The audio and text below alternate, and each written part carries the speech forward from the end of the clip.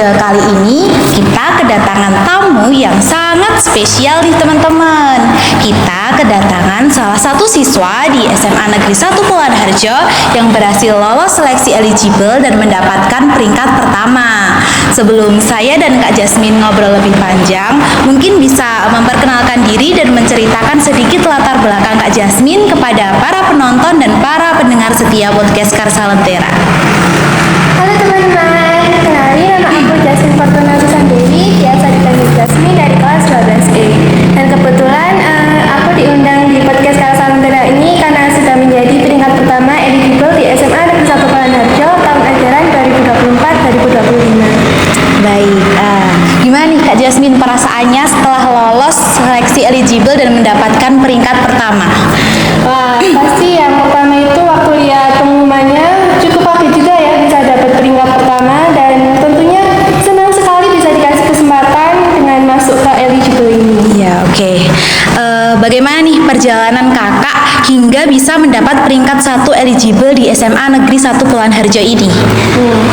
Kalau ditanya soal perjalanan itu, aku mulai kenal sama seleksi penerimaan mahasiswa baru itu dari kelas 10 pertengahan. Khususnya seleksi berdasarkan prestasi sama eligible ini aku mulai kenalnya juga dari kelas 10 pertengahan. Dan dari situ aku mulai cari informasi nih, FMBP itu apa sama eligible itu apa. Dari situ aku dapat informasi kalau misalkan kita mau lolos FMBP itu harus bisa jadi salah satu siswa eligible dulu. Nah, untuk jadi siswa eligible itu tentunya aku selalu berusaha untuk ningkatin rata-rata rapor aku dari semester 1 sampai semester 5. Oke, berarti sebelumnya tuh kakak udah mempersiapkan buat lolos seleksi eligible ini ya? Iya, benar Pak. Oke, menurut Kak Jasmine nih, apa tantangan terbesar Kak Jasmine ketika lolos eligible ini? Tantangan terbesarnya itu kan mungkin karena eligible ini kan diurutkan berdasarkan nilai rapot ya. Iya. Jadi mungkin tantangannya itu aku kadang masih kayak males buat belajar, sama kalau misalkan ada ulangan atau tes gitu aku masih sering banget SKS. Jadi yang buat aku kesusahan itu sih SKS-nya itu sama males belajarnya. Oke, baik. Apa nih faktor terbesar kakak dalam seleksi eligible ini? Mungkin dari keluarga kakak atau teman yang sangat berpengaruh dalam seleksi eligible kakak ini? Faktor terbesar itu mungkin dari Bapak Ibu Guru ya, selaku yang memberikan nilai. Jadi nilainya tuh harus benar-benar kayak memenuhi syarat sama lumayan lah, pokoknya lumayan tinggi gitu biar bisa masuk ke. Oke, berarti dukungan dari Bapak Ibu Guru di SMA 1 Puluhan Harjo ini ya Kak. Apa harapan atau rencana kakak setelah lolos eligible ini? Kalau harapan mungkin semua siswa eligible bakalan jawab bisa lolos SNBP dan dapat biru.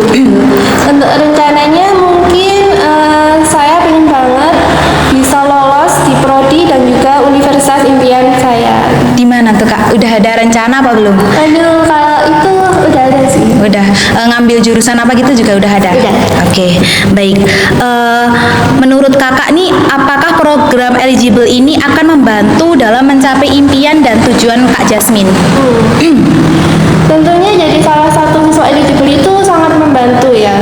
Sangat membantu, terutama membantu saya mencapai impian saya dengan bisa masuk ke prodi dan juga universitas impian. Soalnya kan eligible ini dan bisa masuk atau mendaftar lewat SNBP ini kan kayak peluang emas gitu. Iya, Semua orang bisa benar dapet. banget. Iya. Jadi itu benar-benar sangat membantu. Oke. Apa nih tips dan trik dari Kak Jasmine agar bisa lolos seleksi eligible dan mendapatkan peringkat pertama? Tips and triknya mungkin kalian harus mulai belajar sungguh-sungguh sama nyari-nyari sertifikat yang linear sama prodi dan juga universitas yang akan kalian tuju gitu. Dan aku punya tips untuk kalian biar bisa meningkatkan nilai rapor itu, kalian harus benar-benar meningkatin kualitas belajar kalian. Jadi nggak cuma kuantitasnya aja, kualitas harus benar-benar diperhatikan. Soalnya kalian itu harus benar-benar kayak memahami satu materi dulu sebelum melangkah ke materi selanjutnya. Soalnya itu benar-benar worth it ya, aku banget sih. Berarti harus memahami setiap materi yang diberikan Bapak Ibu Guru dulu ya Kak. Oke, bagaimana cara kakak dalam mengatasi rasa takut dan ragu selama seleksi eligible kemarin?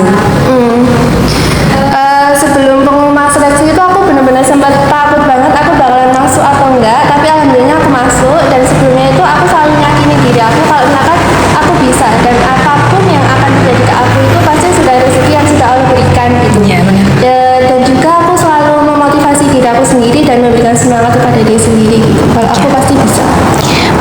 Jasmine yakin kalau bisa melewati eligible kemarin. Oke.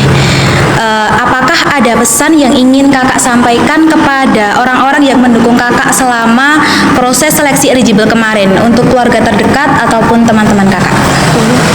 Kalau untuk keluarga mungkin aku pengen ucapin terima kasih terutama buat mama sama papa, soalnya udah ngedukung aku dari kelas 10 sampai kelas 12 yang memberikan segala fasilitas yang bisa aku gunain untuk selama sekolah ini.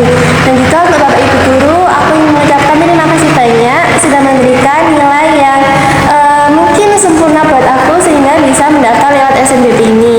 Dan juga untuk teman-teman sekelas, teman-teman seperjuangan, terima kasih juga sudah selalu mendukung dan juga selalu berada di samping Jasmine sehingga Jasmine bisa terus melanjutkan mimpi Jasmine dan bisa meraih mimpi Jasmine ke depannya. Oke, Masya Allah, keren banget ya teman-teman Kak Jasmine ini. Baik, mungkin sampai di sini dulu podcast kita kali ini. Terima kasih Kak Jasmine udah meluangkan waktu untuk berbagi dan sharing-sharing pengalamannya saat proses eligible kemarin. Baik, tidak lupa kami berterima kasih juga kepada para penonton dan para pendengar setia podcast Karsa Lentera. Jangan lupa untuk terus berbagi, bergabung dan mengikuti setiap episode dari kami ya teman-teman. Baik, sekian dari saya selaku host di sini, Intan Ika Aryawati pamit undur diri.